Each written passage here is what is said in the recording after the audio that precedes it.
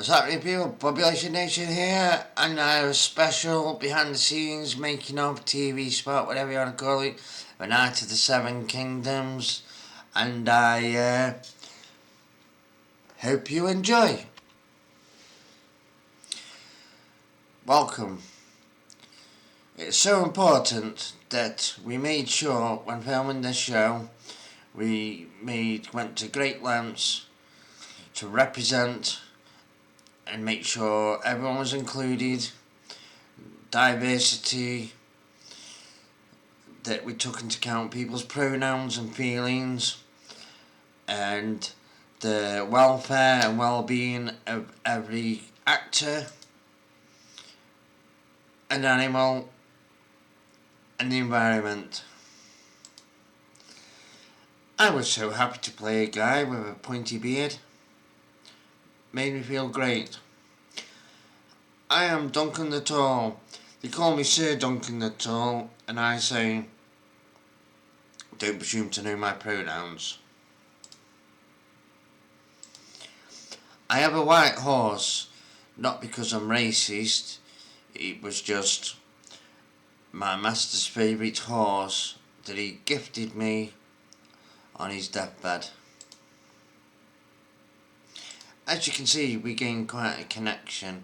I think it's because we both have a feminine side.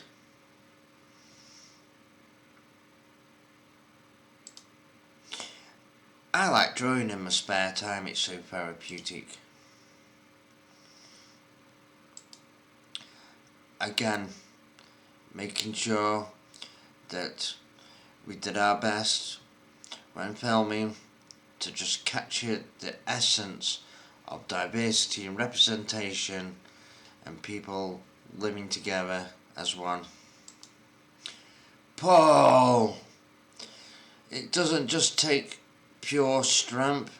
As you can see, we included a gay looking feminine guy, Sir Duncan the Tall, but he goes by they, them. We have a strong female.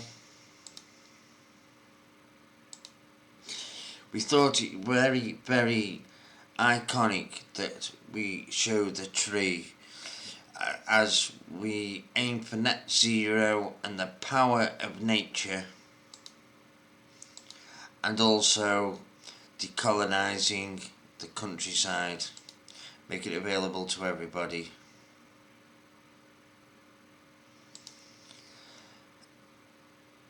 Again, we like to use fake rain because we don't want to use real rain, as it's a waste of water. Water is a precious resource that we should do our best to conserve, so nobody on planet Earth should have to go without fresh water.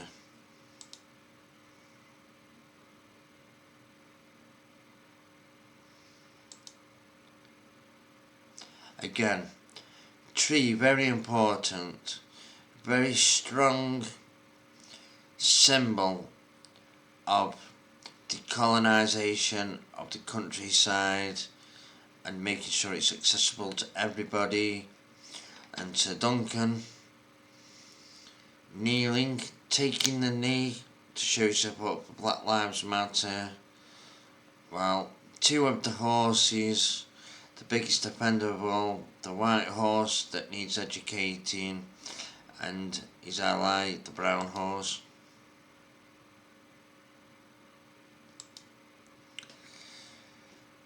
I'm a small man, but I like to sit in the big boy chair because why shouldn't I?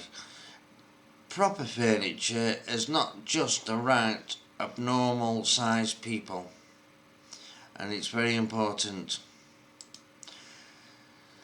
This is based on George R. R. Martin's book, The Hedge Knight, and as you can see, he's got barefoot.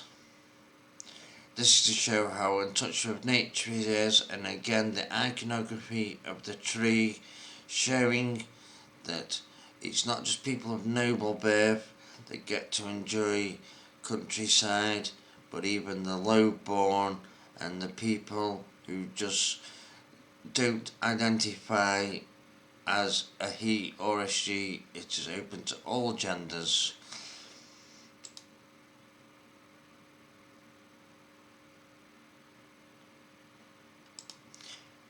I'm a specky four eyes, and although not a true ginger, I have a slightly cherry blonde hair, and as executive producer, showrunner, very important that I am on the set representing people of limited sight.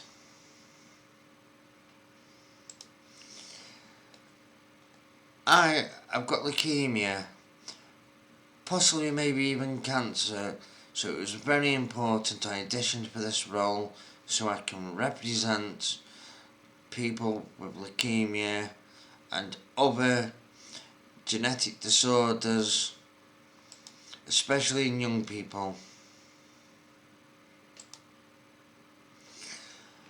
I'm a body positive person. I also have to have glasses because my vision isn't very good as well, and I also wear a hat because I'm not vain. I don't want someone messing with my hair and making me look stylish, so I wear a cap so I can be down with the blend in. And as I say, wear simple clothes. I'm a body positive because I'm just representing the common overweight Western man. Again, sitting in the big boy chair, like, why should I? Why should I have furniture specially made for someone of my stature? I mean, I shouldn't have to ask it. It should just be available to me. But sitting in my big boy chair sort of makes me feel special, and not just special, on equal footing with real men. Hey sister, yes brother, why the long face, why the long nose? Well, how would you feel if you went grey silver before your time?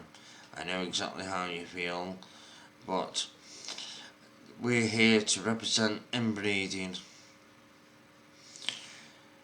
We couldn't actually find any real Muslims at this time period in medieval Europe, so as first cousins or sisters, we will stand in their place and represent them.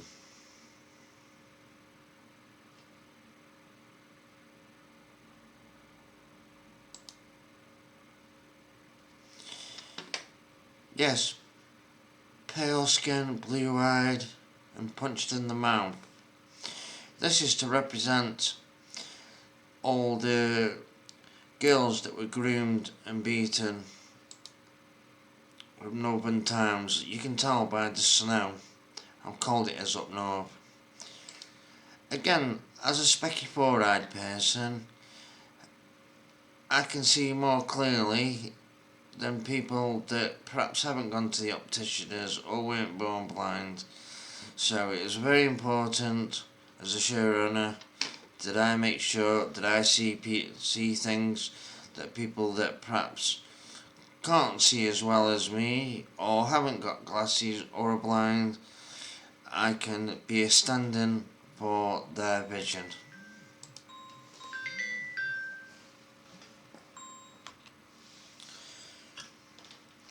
So it was very important that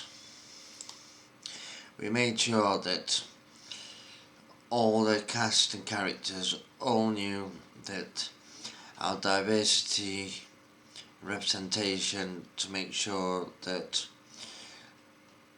everybody could feel themselves seen, and no matter where you come from in the world, you could see your place represented.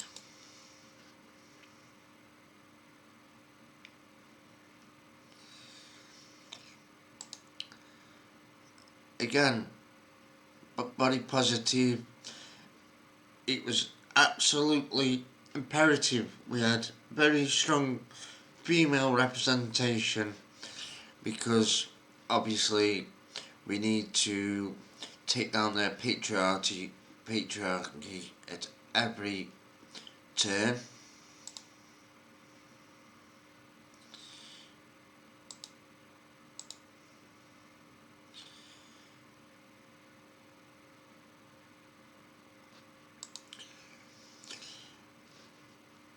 And a big focus was making sure we did our best to highlight that the countryside is for everybody and decolonise it at every possible opportunity that we get. Again, sitting in my big boy chair, Peter Dinklage thought he was special, but he's not special. All us undersized people, all of us deserve to be here and give our input and represent the small folk.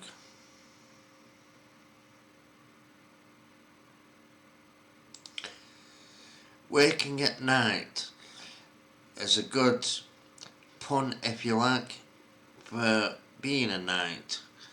Walking at night. He might be a knight, but he can still use his feet to walk and carry his own shield. This represents hard work and determination. Again, representation and strong females. Obviously they're looking at each other here because he's tall and they don't want to offend him, and they don't even know if it is a him, so they're giving that glance of how best to address this person, that obviously he's carrying a sword, hopefully not a sharp sword that could do some damage, but the sword represents his knightlyhood and the obviously liking his sense of not being flamboyant or thinking he's above him, which in height he obviously is. And as you can see, they've gone to great lengths to make sure that they obviously don't acknowledge this guy on a horse that thinks he is better and above him.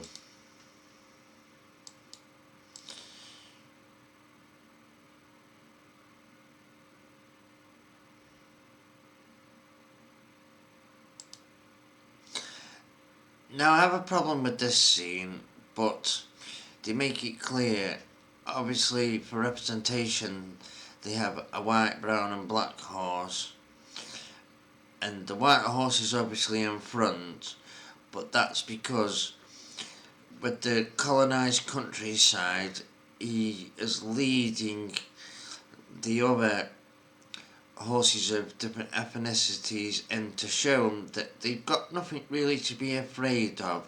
He's inviting them to follow them into the countryside and share with them the wonders and joys that they too could experience. Just break down the barriers and take away that myth that the countryside is truly racist. Yes, it was very important. This show is for everybody. The countryside is for everybody.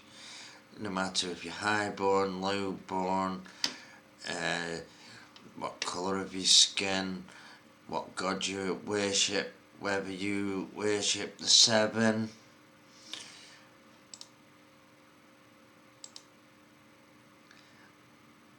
And again, another shot. Now, the white horse is in the lead, but that's because he is leading the way of decolonising the countryside. So the brown and black horse don't feel quite intimidated, and obviously you could say it's almost like a form of countryside reparations. He's leading the way of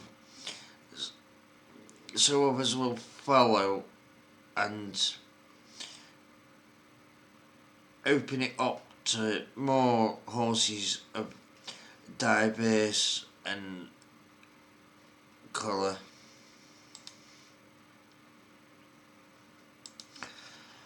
I sometimes like to sit in the big boy chair just because I'm an ally of the small folk. Very important we stand together. I'm Joffrey the twat, and this is Sir Mirren, he's also a twat. Now, Jamie cut off his right hand because he was so disgusted because of the stuff that the white man has done before, and most white men are right-handed, so this is a big symbol of his atonement for the sins of his forefathers. And obviously Joffrey the twat is making sure that it is all written down, all the sins and all the stuff where reparations might be due, to make sure that no one is left out.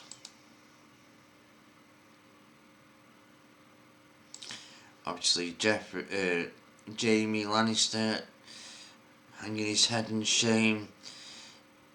He managed to cut his right hand off. Unfortunately, he wasn't able to cut the left hand off.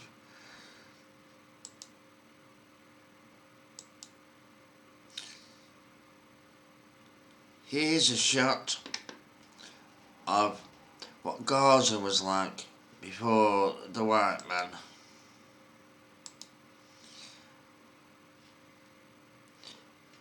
And another ginger, strong female, is smiling because she remembers the good old days, the days before electricity.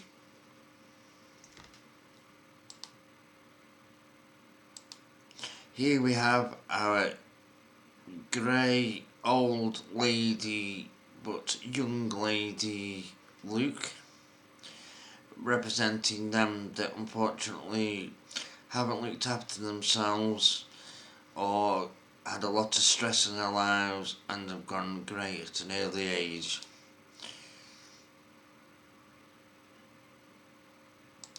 Again, Sir Duncan, let me just quickly go back to that for you. It was a very important scene, but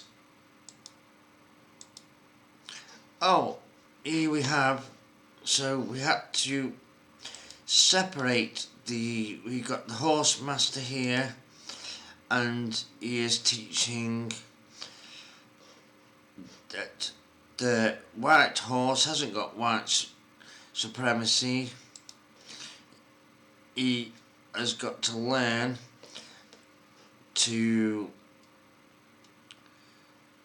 fully embrace diversity and representation and get rid of his white guilt, so everyone else feels equal and he's not better than everybody else.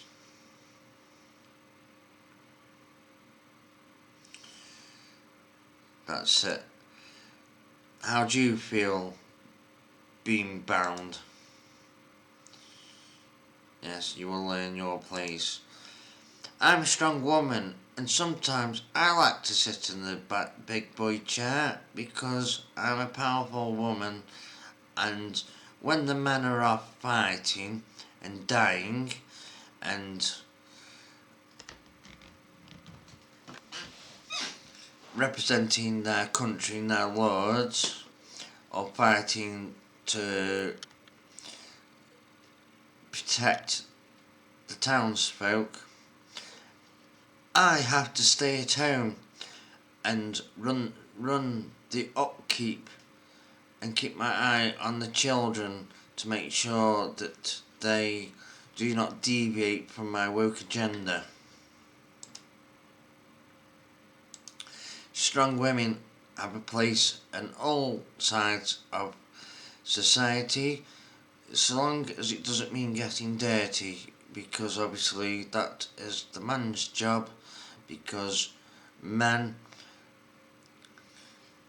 and their toxic masculinity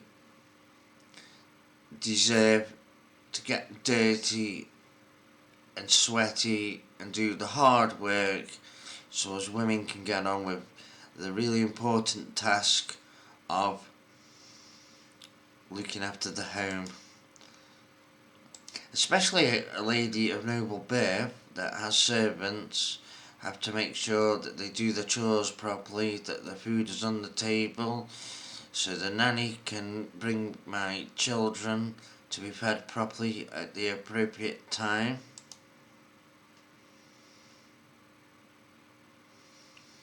Again, Sir Duncan hitting himself. As you know, it is a constant battle to atone for your white supremacy. Again, with the white horse leading the way into the countryside, as I've already said, to decolonise and make sure that the brown and black horses don't feel scared, that they can show that it is open to everybody, they have as much right to be there as anybody or anything else.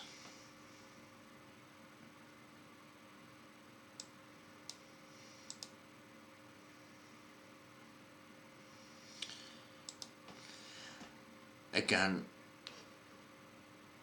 it is an honour to represent people with leukemia or cancer or any other condition that poor children have to go through and suffer.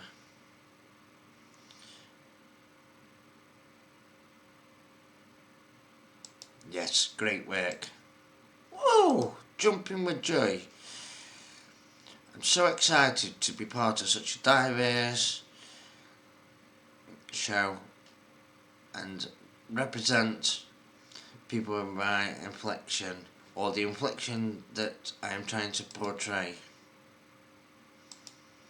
Yes, I wanted to sit in the big boy chair, but unfortunately I was relegated to this not so big boy chair, although to me I was just happy because it's like a semi big boy chair.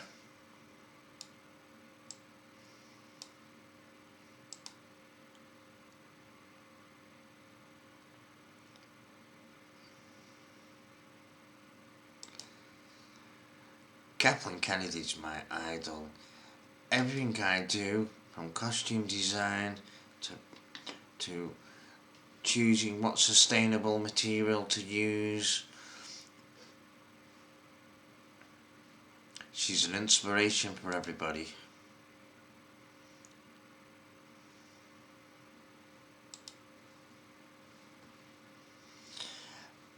I took my turn in the big boy chair because everybody else was, and if we're going to be truly inclusive, then we need to decolonise the big boy chair as well.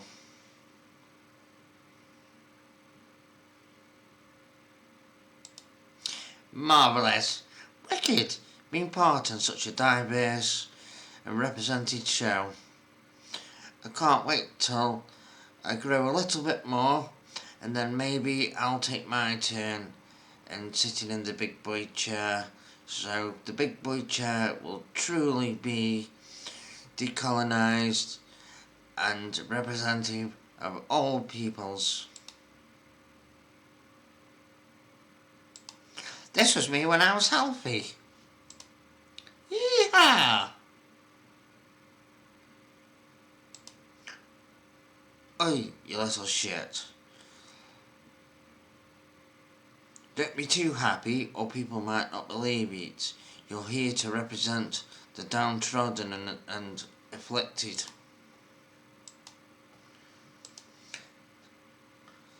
Sorry, Sir Duncan the Day Lamb. Won't do it again. Give me some skin, blood.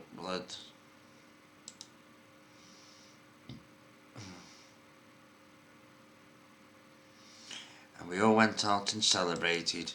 It was great, celebrating the representation and diversity of such a great show. We decolonised the countryside. We highlighted the need for sustainable and reusable water. We highlighted and put women of power front and centre. Body positivity, and highlighted the afflictions that many actors have to play and the strain that it puts on their mental health having to recite these lines.